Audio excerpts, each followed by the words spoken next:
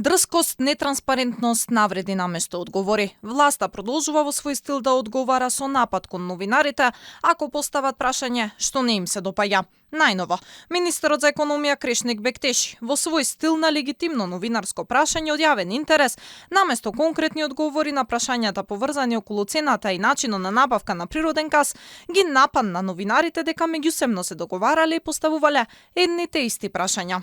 Дали не беше избрзана одлуката да се потпише на месечно ниво договор по фиксна цена од 98 евра, кога на бирза е далеку пониска? Добра соработка најверојатно имате со колегите, значи ви ги дават нивните прашања што сакат да ги постават. Бектеши не застана тука. Тој се најде во улога на собственик на прес-центарот, па им кажа на новинарите дека не биле таму за да коментираат, туку само за да прашувале. Вие не сте тука повикани да давате коментари, да поставувате прашања.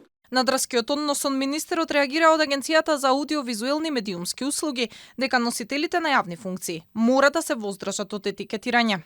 Носителите на јавни функции треба да се воздржат од изнесување лични ставови, коментари и етикетирање со кои се загрозува слободата на медиумите и може да води кон појава на самоцензура. Односот на Бектеши е притисок новинарите да не поставуваат прашања кои се важни за јавноста, реагираат од Македонската медиумска асоциација и побараа на медиумите да им се овозможи независно работење без закани и влијание и да се обезбеди слободата на говор и изразување. Македонската медиумска асоциација смета дека ваквото однесување на министерот Крешник Бектеши е притисок новинарите да не поставуваат прашања важни за јавноста, но и навреда и клевета кон споменатите медиуми и обид да се манипулира со јавноста. Ова не е прв пат министерот за економија да реагира бурно на поставено прашање кое не му се допаѓа. Во минатото му беше тешко, бидејќи секој ден одговарал на исти прашања.